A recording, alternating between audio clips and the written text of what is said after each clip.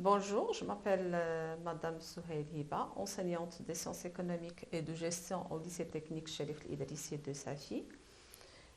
Comme on a déjà vu, ou bien on a déjà terminé le chapitre 5 de la première partie euh, d'économie et organisation administrative des entreprises et qui portait sur l'information dans l'entreprise, la dernière partie qu'on a traitée, c'était la diffusion de l'information.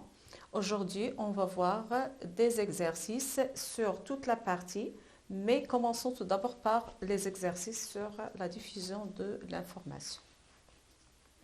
Passons au premier exercice. Donc, pour le premier exercice, il porte sur une petite comparaison entre les deux outils de transmission de l'information écrite qu'on a déjà vu, dans le cadre toujours de la diffusion de l'information, et ces deux outils sont le telex et le fax. Ici, vous avez un tableau. On vous demande de coucher la colonne appropriée. Vous avez les caractéristiques concernant bien sûr chaque outil. Et à partir du caractéristique, ou bien des caractéristiques, vous allez coucher la case appropriée. Premièrement, transmet une copie fidèle à l'original. C'est l'original. Convient surtout au message court. Ne transmet que des textes dactylographiés, permet l'échange des documents en couleur, ne nécessite pas de savoir taper sur un clavier, rend possible la transmission de schémas et finalement ne permet pas d'avoir une signature sur le dossier. Donc, en lisant ces caractéristiques, vous allez coucher la case qui correspond, s'il s'agit bien sûr d'un telex ou bien de la télécopie. Donc, un petit moment de réflexion avant de passer à la correction.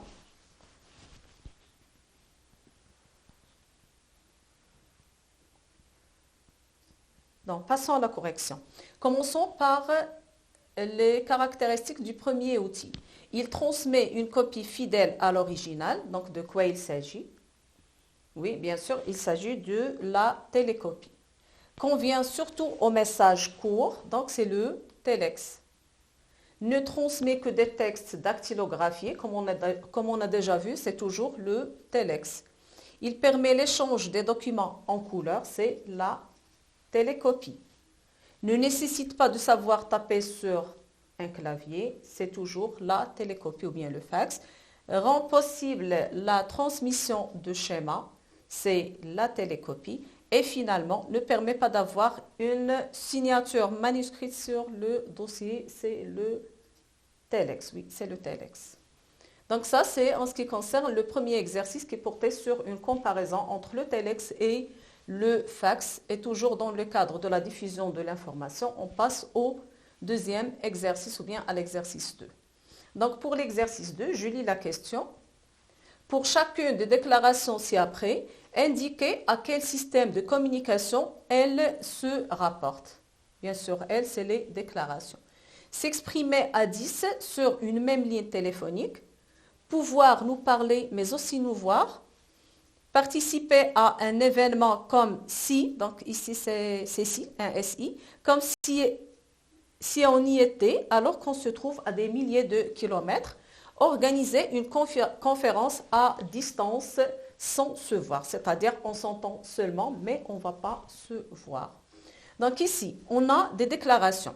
Et comme vous le constatez au niveau de la question, quel système peuvent porter un S comme ils peuvent ne pas porter le S. C'est-à-dire qu'ils peuvent être, ou bien qu'il peut s'agir d'un seul outil, ou bien de deux moyens.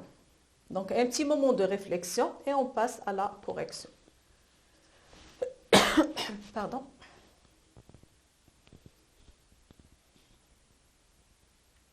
Oui, passons à la correction. Commençons par la première déclaration. S'exprimer à 10 sur une même ligne téléphonique. Donc ici, on peut réaliser quoi? Des réunions en utilisant comme outil la ligne téléphonique. Donc il s'agit de quoi? Il s'agit de la réunion téléphone.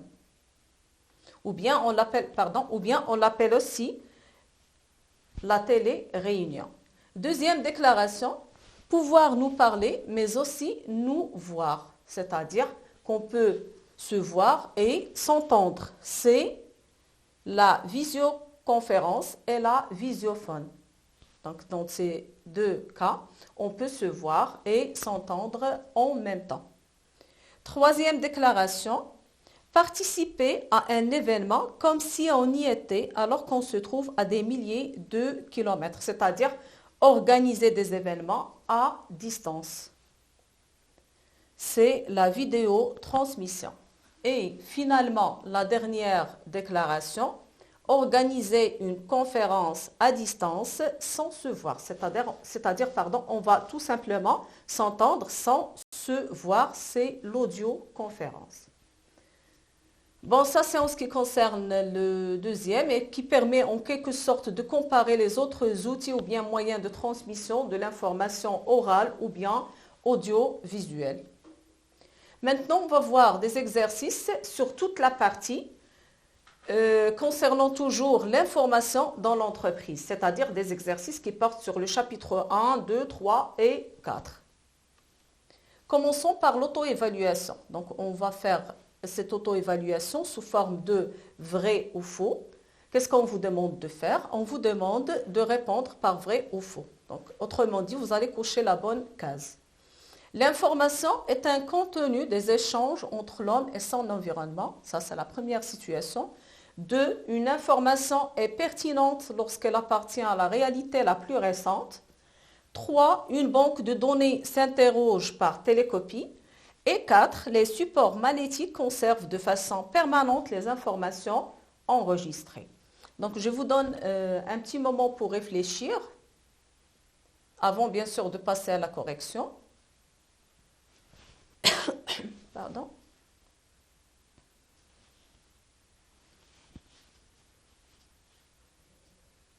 Oui, passons maintenant à la correction. Commençons par 1. L'information est un contenu des échanges entre l'homme et son environnement. Bien sûr, c'est vrai, parce que c'est ça l'utilité de l'information. C'est quoi?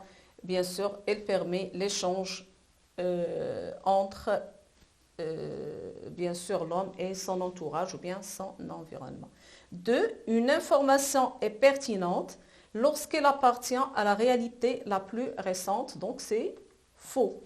Pourquoi c'est faux? Parce qu'on a déjà dit qu'on dit que l'information est pertinente lorsqu'on se sent concerné par cette information. C'est-à-dire qu'on sent qu'elle nous touche, qu'elle nous concerne, qu'elle va nous être utile.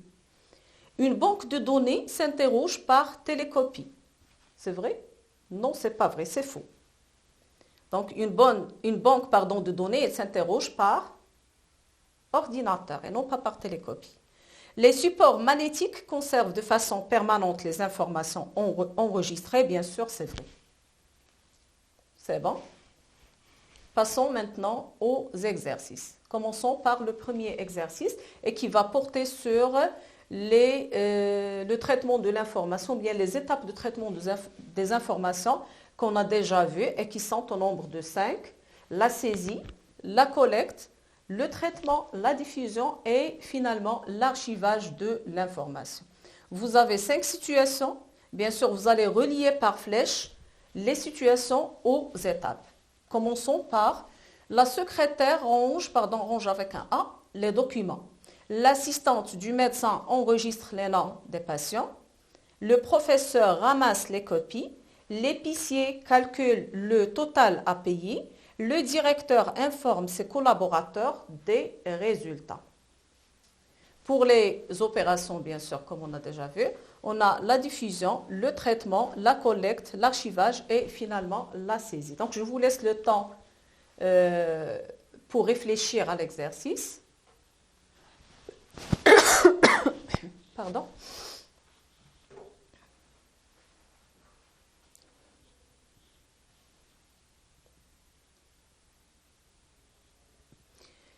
Oui, passons à la correction. Donc, on a la secrétaire range les documents. Donc, le verbe ranger, c'est le verbe rassembler, c'est le verbe collecter. Donc, la première situation, la secrétaire range les documents, c'est une collecte. Pardon. Ranger, c'est classer, autrement dit, c'est classer, pardon. Donc, il s'agit de l'archivage. L'assistante du médecin enregistre les noms des patients. Donc, enregistrer, c'est une opération de saisie. Le professeur ramasse les copies. Donc ramasser, pardon, c'est rassembler ou bien regrouper ou bien collecter. Quatrièmement, l'épicier calcule le total à payer. Donc calculer, c'est une opération de traitement. Bien sûr, le traitement, ou bien au niveau du traitement, on peut effectuer plusieurs opérations, parmi lesquelles on peut effectuer un calcul. L'épicier calcule le total à payer, donc c'est une, comme on a déjà dit, c'est une opération de traitement. Le directeur informe ses collaborateurs des résultats. Donc pour les informer des résultats, on doit transmettre ces résultats. Donc c'est la diffusion. Donc ça, c'était une comparaison des différentes étapes de traitement de l'information. On passe à l'exercice 2. Donc à partir d'un exemple de votre choix, on vous demande d'élaborer un schéma qui permet de visualiser les composants d'une information. Donc pour les composants d'une information, ou plutôt la structure d'une information, on a déjà vu que l'information se compose des caractères, des mots, des rubriques et l'ensemble bien sûr des rubriques, il va constituer un article. On va voir l'exemple. Donc Rajisara, née le 10 ou bien le 10 11 89, elle est étudiante. Donc ici vous avez l'exemple. Qu'est-ce qu'on vous demande de faire?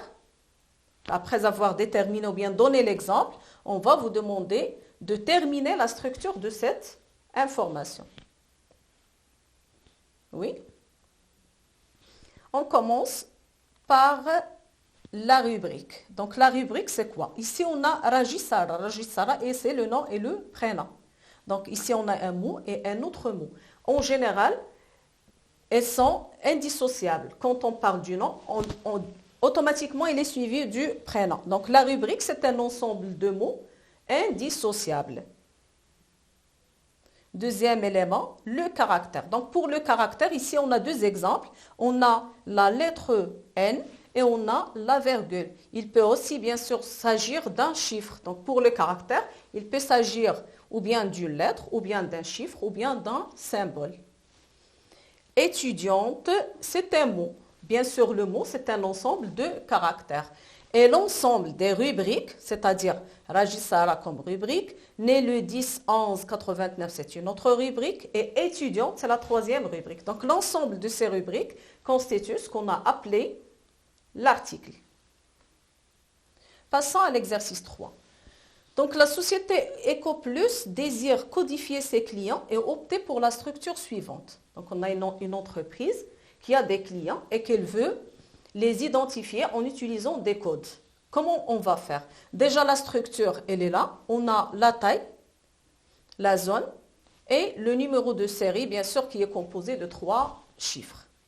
Pour la taille, on a grossiste, on attribue 1. Au semi-grossiste, on attribue le chiffre 2 et au détaillant, on va attribuer le chiffre 3.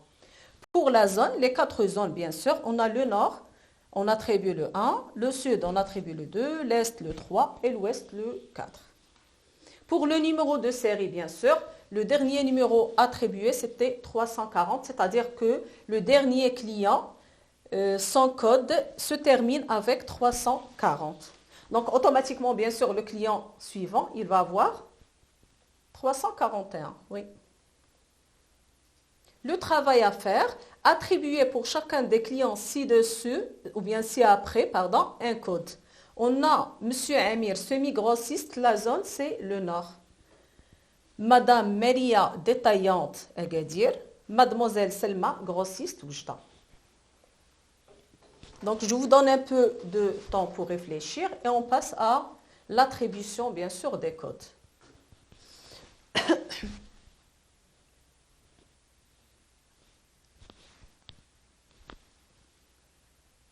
Oui, on passe. Pour M. Amir, semi-grossiste, la zone, c'est le nord. Donc, pour les semi-grossistes, on a attribué le numéro 2. Pour la zone, c'est le numéro 1.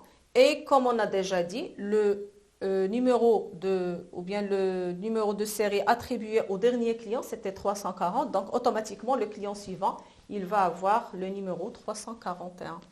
Pour Madame Melia, détaillante Agadir,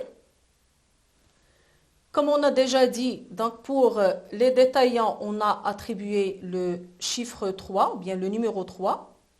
La zone, c'est Agadir, c'est le sud 2. Et le client suivant, bien sûr, c'est 342. Pour la dernière cliente qui est Mademoiselle Selma, elle est grossiste et elle est d'Oujda. Pour les grossistes, bien sûr, on attribue le numéro 1. Grossiste Oujda, c'est 3. Et finalement, le numéro de série, c'est 343. Pour le quatrième exercice, toujours dans le cadre de la codification, on a dit que chaque code doit être vérifié par une clé de contrôle. Et bien sûr, on a vu qu'il existe plusieurs méthodes pour calculer cette clé de contrôle, parmi lesquelles on a vu seulement 3 modulos qui sont le modulo 97, le modulo 23 et le modulo 10. Qu'est-ce qu'on vous demande de faire? En utilisant les modulos 97, 23 et 10, calculez la clé de contrôle de l'indicatif 71 223. Donc ici, on a le même code auquel on va calculer la clé de contrôle en utilisant les 3 modulos 97, 23 et 10. Commençons bien sûr par le modulo 97.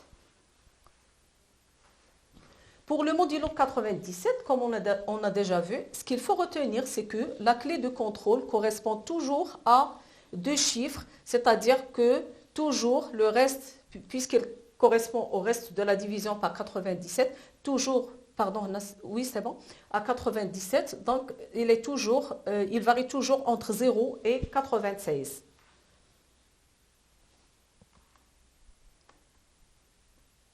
Ici, on a le code ou bien l'indicatif qu'on va diviser par le modulo qui est 97.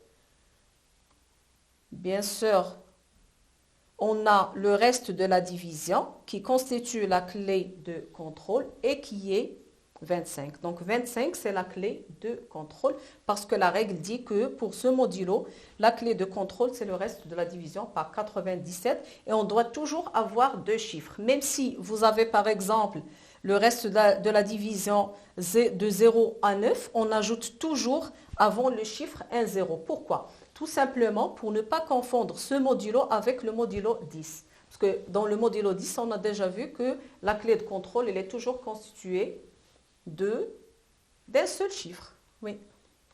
Et après, bien sûr, avoir terminé l'opération de la division, on présente sous forme de peine le code avec la clé ou bien avec sa clé de contrôle.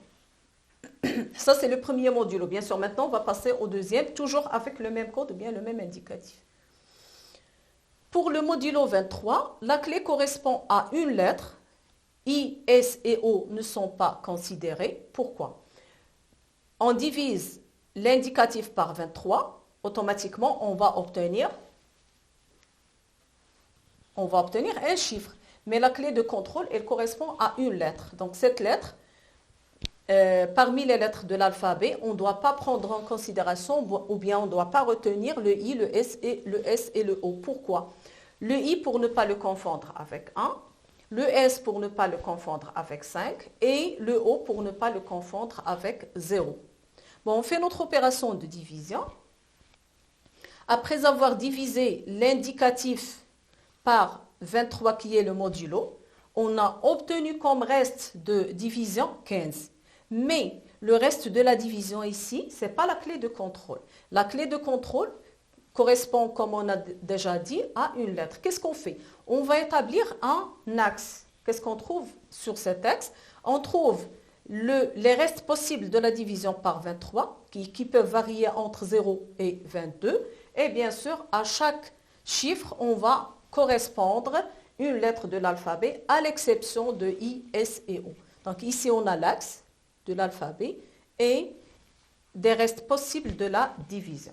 Bien sûr, après avoir divisé par 23, on a obtenu comme reste de la division le chiffre 15 sur l'axe. Donc 15 correspond à la lettre R. 15 correspond à la lettre R. Donc qu'est-ce qu'on fait au niveau de la présentation? On va présenter le code, bien sûr, avec la clé de contrôle qui se présente sous forme d'une lettre. Passons au dernier modulo qui est le modulo 10. Pour le modulo 10, la clé correspond à un chiffre. Donc c'est pourquoi on a dit au niveau du modulo 97 qu'il faut toujours ajouter le 0 avant si on obtient un chiffre entre 0 et 9 comme reste de division. C'est pour ne pas le confondre avec le modulo 10 qui nécessite un seul chiffre au niveau de la clé de contrôle. Donc, comment on fait l'opération? Bien sûr, comme on a déjà vu au niveau du cours. On prend le code, on commence de la partie droite. Donc, ça, c'est la partie droite. Si le premier chiffre à droite est pair, on commence notre multiplication par 2. S'il est impair, on commence par 1. Et si on commence par 1, on va multiplier l'autre chiffre qui le suit par 2, le troisième par 1, le quatrième par 2, etc. Si jamais, au lieu de 3, on avait 4, on commence notre multiplication par 2. Donc 2, 1, 2, 1, 2, etc.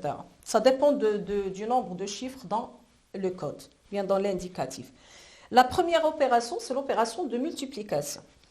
Après, qu'est-ce qu'on fait? On va additionner ou bien ajouter les chiffres du total obtenu. Par exemple, ici, on a 3 fois 1, c'est 3. 2 fois 2, ça fait 4. 2 fois 1, ça fait 2, etc. On va ajouter ou bien additionner, faire l'opération d'addition aux chiffres. 7 plus 2 plus 2 plus 4 plus 3, ça fait 18. Après avoir obtenu le total, on va le soustraire de la dizaine immédiatement supérieure. La dizaine immédiatement supérieure de 18, c'est 20. Donc, on va soustraire 18 de 20 et on va obtenir comme clé de contrôle le chiffre 2. Supposons qu'au lieu de 18, on a eu 20. Normalement, on doit la soustraire de 30. Et si on soustrait 20 de 30, on va avoir 10. Et le 10, il est composé de 2 chiffres. Donc, c'est pourquoi, si jamais vous trouvez, par exemple, 10, 20, 30, 40, etc., vous allez soustraire du même chiffre pour avoir 0. Dans ce cas-là, on reste toujours dans le cadre d'une clé de contrôle qui correspond à un chiffre. Pour le 5e exercice, on vous demande d'établir un imprimé demande de congé qui sera rempli par toute personne désirant bénéficier d'un congé. Ce document doit identifier le demandeur, préciser le motif du congé et donner suite à sa demande, bien sûr. Comment on va faire? La première des choses à faire, on pose la question s'il s'agit d'un imprimé de position ou bien un imprimé de liaison. Après, on va essayer de trouver les informations qui doivent figurer ou bien nécessaires ou bien qui vont aider le décideur à prendre sa décision. Donc, dans ce cas, il s'agit bien sûr d'un imprimé qui sera utilisé par 2 personnes. Automatiquement, c'est un imprimé de liaison. On va voir son tracé. Puisqu'il s'agit d'un imprimé de liaison, il doit obligatoirement contenir un titre. Donc, comme on a déjà dit, quand il s'agit d'un imprimé de liaison, on doit obligatoirement un titre, tout simplement parce que la personne qui va le recevoir doit automatiquement ou bien rapidement avoir une idée sur de quoi il s'agit. Bien sûr, on doit avoir le nom, le prénom, le service, le matricule, bien le numéro de matricule du salarié, le nombre de jours qu'il demande, la période due, donc la date du début de son congé ou la date du fin. La raison du congé, bien sûr, il y a plusieurs raisons pour avoir un congé. On a un congé annuel, maladie, mariage, maternité ou bien autre, bien sûr, à préciser. Et finalement, le demandeur, bien la personne qui désire avoir le congé, doit signer sa demande pour attendre la décision de son directeur qui peut être favorable ou bien défavorable. Et bien sûr, son supérieur doit signer l'imprimé. Ici, on a couché la case correspondant à votre choix. Comme on a dit, lorsque l'imprimé est utilisé par une autre personne, donc on doit l'indiquer, la guider pour pouvoir remplir l'imprimé. Bon, merci de votre attention et à la prochaine, Inch'Allah.